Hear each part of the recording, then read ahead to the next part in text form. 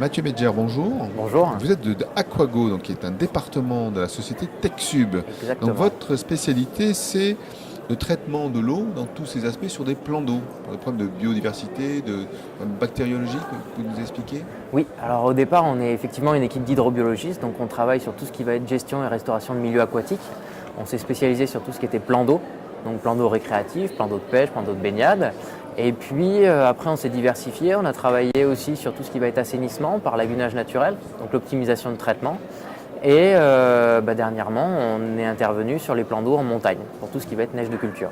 Alors effectivement, voilà, plan d'eau en montagne qui dit plan d'eau en montagne dit plan d'eau pour justement la neige de culture. Et donc en quoi en fait vous intéressez le secteur?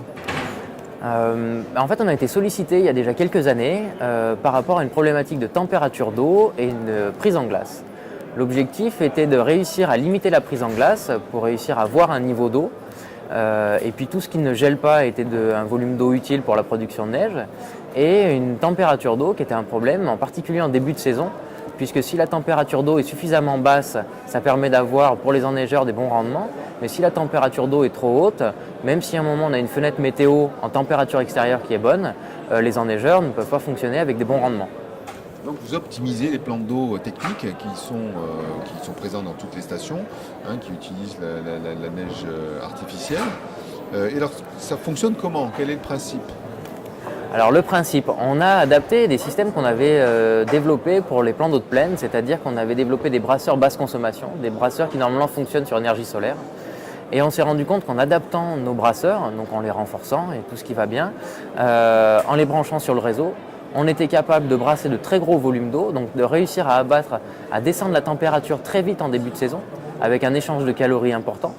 Et donc du coup de s'affranchir de la problématique température de l'eau pour les gestionnaires, puisque l'eau est à bonne température dès le début de saison, et dès qu'ils ont une fenêtre météo, de pouvoir produire et de produire avec les bons rendements.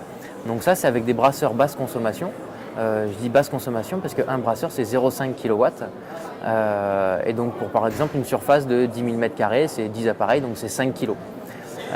Et puis le fait de brasser va permettre de limiter la prise en glace. Donc au lieu d'avoir 80 cm de glace ou 60 cm de glace, il va y avoir 15 cm. Donc tout ce qui ne gèle pas, c'est de l'eau qui peut être utilisée. Donc, résultat des courses, on optimise de l'ordre de combien? En fait, un plan d'eau, c'est 10%, 15%, c'est 1%? Alors, par exemple, sur le site de Châtel, qui était un plan d'eau, le premier qu'on a équipé, ils ont réussi à gagner 20 000 m3 d'eau. 20 000 m3 d'eau, au prorata, on arrive à monter à un peu plus de 40 000 m3 de neige. Donc ça permet d'assurer par exemple tous les retours de la station.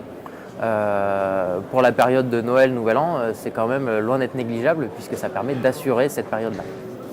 Donc en gros, vous êtes très intéressant pour des stations qui sont en déficit d'eau pour optimiser donc ce genre de choses. Oui, aujourd'hui la ressource en eau en montagne est quelque chose qui devient une denrée rare parce qu'il y a de multiples usages, il n'y a pas juste la production de neige, il y a aussi tout ce qui va être eau potable, il va y avoir tout ce qui va être biodiversité aujourd'hui autour avec des milieux remarquables. Donc le fait d'optimiser le volume d'eau qu'on a, l'avantage c'est qu'on travaille sur des bassins qui sont déjà existants, qui peuvent être en création, mais on va travailler sur ces bassins-là, les bassins existants, et on va optimiser le volume qui est en place. Donc ça c'est effectivement quelque chose de très intéressant pour quasiment toutes les stations qui aujourd'hui ont des bassins, des retenues collinaires.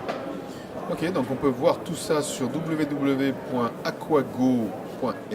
Exactement. Et il y a tout, les contacts. Là il y a tout, et je dirais qu'il y en a même un autre qu'on a développé exprès pour, c'est www.aquago-snow.fr.